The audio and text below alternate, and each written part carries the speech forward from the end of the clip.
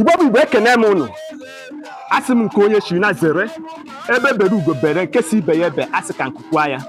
Ụmụnne m ndị Igbo hụchara m ntị ọfụma maka na nke ikpeazụ a agwara m unu the year 2024 mma etiwe gị aka oyibo nsugbe onye lụ ụka ọfụ n'anya.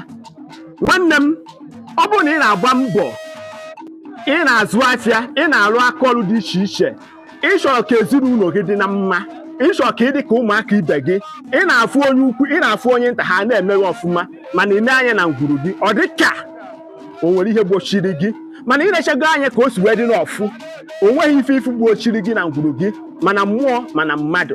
Ngwa hụchaa ntị ọfụma na nke ikpeazụ a na anyị ga-apịawa ndị mmadụ azụ.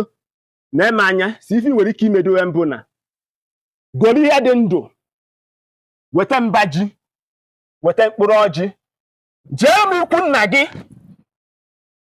jee ka ha kpere gị ilu ọma. O nwere ife a na-akpọ ilu ọma, ife m na-agwa gị pastọ gị agaghị agwa gị ya,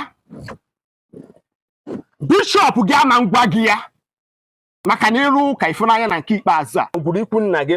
Nke ịbụọ dị n'ime ya bụ na imecha anya bụ ihe n'ọfụ, jee ikwu nne gị.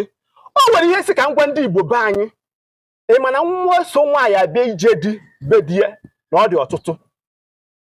Anyere ụka ọfụ n'anya na nke ikpeazụ a iru ikwu nne gị, chọọ okenye n'ikwu nne gị na mbara be nne gị, si ya na ife jiri ya wee bịa. Ọ bụrụ na ị ka nwere ife, gote ezigbo ihe chara acha, ihe dị ndụ, weta mba ji, weta mkpụrụ ọjị, wee jee ikwu nne gị ka ha kpere gị ilu ọma. Ha kpechere gị ilu ọma na ana ikwu nne gị, nwanne m ga-eme ihe ị na-eme. Ọ bụrụ ihe niile ka a na-agwọrọ ọgwụ, m na-agwa gị nke bụ eziokwu. Ọ bụghị ihe niile ka a na-agwọrọ ọgwụ, nke bụ the highest ọgwụ a na-agwọ. Ka m gwa gị nke ịmarọ, ngwa ngwa imechara ya bụ ihe n'ọfụ, ị ga-afụ na ọchụ gị ga-ada.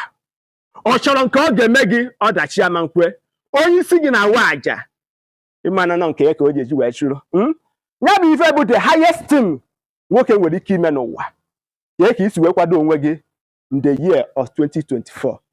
Nya bụ ihe nsị ka m gwa gị. Ndị be anyị sị tụpụrụ nkịta ọkpụkpụ, hapụ na n'ọgụ ndị mmụọ. Ọ gwụsị ya ka ọ ha n'onu, maka na ezi anyị ozi na ala mmụọ, anyị ezie ya ndị dị ndụ. Aka mbụ onye nke gị bụ Maazi-UC. Sonyere m, gbasara m ozi, gwa m ebumnobi gị. Gaa na my YouTube page ka ị were anya gị mee gị na gbara onwe gị ihe nkiri. Igbo bụ Igbo, ndewonu.